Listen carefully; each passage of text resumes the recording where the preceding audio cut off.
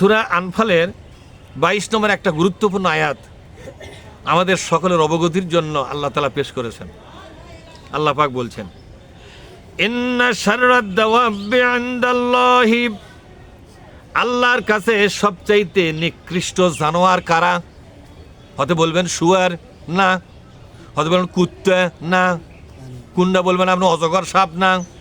আল্লাহ পাক বলছেন ওগুলো তো তোমাদের কাছে নিকৃষ্ট, কিন্তু আমি আল্লাহর কাছে যে নিকৃষ্ট প্রাণী একটা আছে, সে দুনিয়ার কোনো 4 পাওয়া 10 পাওয়া 1000 পাওয়া প্রাণী নয়, এটা হলো আমার 2 পাওয়া প্রাণীদের মধ্যে। এরা হলো জঘন্য এবং নিকৃষ্ট। শাররুন মানে নিকৃষ্ট এবং জঘন্য। কে বলেছে? শোনো কারা? আমি আল্লাহর কাছে জঘন্য এবং নিকৃষ্ট একদল বান্দা আছে, এরাই হচ্ছে বান্দা। বলতে আমার ঘৃণা হয়, এদেরকে প্রাণী হিসেবে নাম দিয়েছি। নাউজুবিল্লাহ পাঠ করেন। এরা আর মানুষ নাই, এরা এখন প্রাণী, তবে জঘন্য প্রাণী। তবে তোমরা যারা মানুষ, তোমাদের কাছে শুয়ার নিকৃষ্ট, কুত্তা নিকৃষ্ট, এরকম অনেকেই নিকৃষ্ট আছে কিনা? না, আল্লাহর তো এগুলো সৃষ্টি। আল্লাহর কাছে নিকৃষ্ট ওগুলো নয়। আল্লাহর কাছে নিকৃষ্ট হচ্ছে তারা যারা আসুম্মু আল বুকমুল্লাযীনা লা ইয়াকিলুন। সুম্মুন মানে যারা বধির। সুম্মুন মানে কি? এখন কোন বধির? কান ঠসার ওই লোক, কানে কম শোনা সেই লোক না। এখানে হাদিসে আসছে এই বধির মানে আল্লাহ পাক তার কান দিয়েছে দুনিয়ার কর্মকাণ্ড পরিচালনার জন্য, এটা 1 নম্বর কাজ। তারও 1 নম্বর, এই কানটা দিয়ে আমার কালাম আমি নাযিল করেছি, তা প্রাণ ভরে শুনবে। সুবহানাল্লাহ। আমার যে কালাম, সে কালাম তারা শুনবে, কোরআনের আলোচনা তারা শুনবে। এ কোরআনের আলোচনা যারা এই কান দিয়ে শুনবে না, এরা হচ্ছে আল্লাহর কাছে জঘন্য এবং নিকৃষ্ট প্রাণী। এরা আর মানুষের মধ্যে পড়ে না। কথাটা কে বলেছেন? কিভাবে শুনবেন? একটা হাদিস পড়লাম, আল্লাহ রসুলকে এক সাহাবা বললেন, হে রসুল, আমি প্রত্যেক দিন মানুষকে কোরআন বৈঠক দিয়ে কোরআন শোনাবো। হুজুর বললেন, না, এতে মানুষের অতিরিক্ত চাপ হবে। তিনি বললেন, হুজুর আমি 3 দিন পর করি। তখন আল্লাহ রসুল বললেন, হ্যাঁ 3 দিন পর করতে পারো, তবে 7 দিন পর করাটাই ভালো। মানে 3 দিনের অনুমতিও তিনি দিলেন, মানে নিষেধ করলেন। কিন্তু প্রতিদিন কোরআনের বৈঠক করা কি করে দিলেন? নিষেধ করে দিলেন।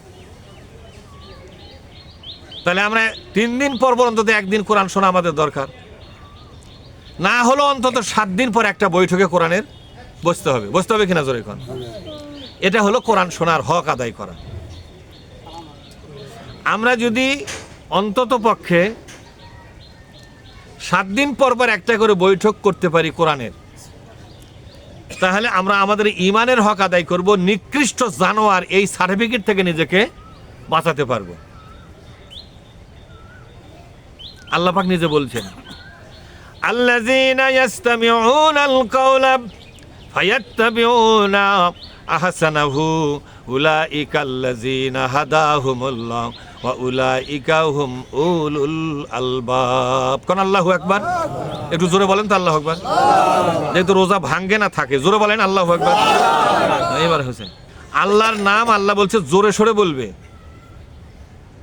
রাব্বাকা ফাকাব্বির, কোরআন শরীফের মধ্যে আসছে যে তোমরা আমার তাকবীরটা জোরে দিবা, কলিজা উজাড় করে দে তাকবীর দিবে। লিল্লাহি তাকবীর আমরা দেই না? লিল্লাহি তাকবীর বা নারাই তাকবীর দেওয়া হয় না? আল্লাহ নিজেই বলছেন আমার তাকবীর দিবা তোমরা। আমাদের দেশের একদল রাজনীতিবিদরা বলে এ নারাই তাকবীর আল্লাহু আকবার, এগুলো আমাদের দলে চলবে না। এই স্লোগান যে দলে চলবে না, এই দল জান্নাতের জন্য তৈরি হয়নি। এই দল তৈরি হচ্ছে জাহান্নামে যাওয়ার জন্য। যেই দলে নারাই তাকবীর আল্লাহু আকবার স্লোগান দেওয়া যাচ্ছে না, ওটা কিসের দল হলো? এটা দল না মল? কথা কয় না পারে, এটা দল না মল? মল মল মল চিনলে? রাব্বাকা ফাকাব্বির, যে কোনো গণজমায়েতে তোমরা তাকবীর দিবা জোরে সরে। এই কথা কে বলেছেন? এটা কোরআন শরীফের আয়াত। রাব্বাকা ফাকাব্বির বলেন ওয়ারাব্বাকা। যারা বলবে না তাদের কোরআনের সাথে শত্রুতা আছে নাকি? তো কোরআনের আয়াত, আমরা ছোট একটা আয়াত কত কত কি আছে, ওয়ারাব্বাকা ফাকাব্বির বলেন আমার সাথে। হ্যাঁ, আল্লাহর তাকবীর জোরে সরে দাও, এই কথা আল্লাহ বলেছেন। আল্লাহর কাছে নিকৃষ্ট জানোয়ার তারা, যাদের এই কানটাকে আল্লাহর কোরআন শোনার কাজে লাগালো না। কয়দিন পর পর শুনবেন? সর্বনিম্ন 3 দিন। কয়দিন জোরে বলুন? সর্বোচ্চ কয়দিন? 7 দিন।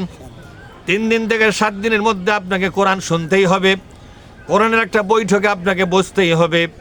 আল্লাহ পাক বলছেন উলাইকাল্লাযীনা হাদাহুমুল্লাহ, কান আল্লাহু আকবার। যারা নিয়মিত কোরআন শুনবে, আমি আল্লাহ কথা দিলাম আমার কোরআনের বরকতে আমি তাদেরকে হেদায়েত দিয়ে দিব।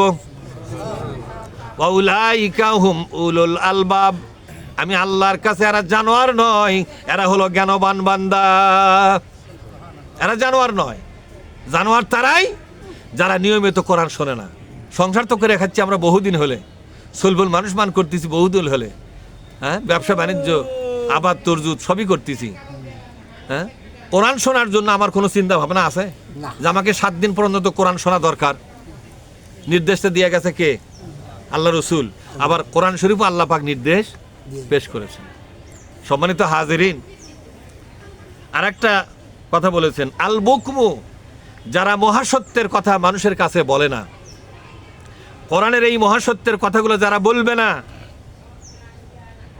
এরা হচ্ছে আল্লাহর কাছে নিকৃষ্টতম জানোয়ার, জঘন্য জানোয়ার। এরা মানুষ নয়, এদের মানুষ নামের পরিচয় আল্লাহ তাআলা একেবারে কি করে দিলেন? বাতিল করে দিলেন। এরা মানুষের পরিচয় থাকতে পারবে না। তাহলে আমাকে কোরআন শুনতে হবে, কোরআনের কথা বলতে হবে। কোরআনে সূরা আল বাকারার মধ্যে একটা আয়াত আছে, 17 নম্বর আয়াত, সুম্মুন বুকমুন উময়ুন ফাহুম লা ইয়ারজিউন। যারা বধির, কোরআন শুনবে না, কোরআনের কথা বলবে না এবং কোরআন শরীফটাকে দেখবে না, কোরআনের ব্যাপারে অন্ধ হয়ে থাকবে যারা, ফাহুম লা ইয়ারজিউন, এরা আল্লাহর জান্নাতে আর আসতে, এদের জান্নাতটা শেষ। আল্লাহর কাছে আসা, আল্লাহর জান্নাতে আসা, আল্লাহর রহমতে আসা, আল্লাহর হেদায়েতে আসা তাদের ভাগ্যে আর থাকবে না। ফয়সালা কে করেছেন? আল্লাহ পাক করেছেন। তারপরে বলেছেন আল্লাযীনা লা ইয়াকিলুন, কোরআনের কথা শোনার পরে, বোঝার পরে এটা কলিজে দিয়ে অনুধাবন করে না যারা, নিজের জেদ, নিজের নোংরামি এবং শয়তানির সাথে কোরআনের কথা মিলে না, নিজের মধ্যে আছে নোংরামি এবং শয়তানি, এটার সাথে কোরআনের কথা কি হয় না? মিল হয় না। তখন উল্টে কোরআনের বিরুদ্ধে লাগে পড়ে। কোরআনের বিরুদ্ধে লাগে না, লাগে কোরআন যে ভালো করে বুঝাছে তার বিরুদ্ধে লাগে পড়ে। তখন বলে কি জানেন, আমি তো কোরআনের বিরুদ্ধে নয়, আমি ওই লোকের বিরুদ্ধে। তো ওই লোকের শত্রু কি জানি তুমি হলে?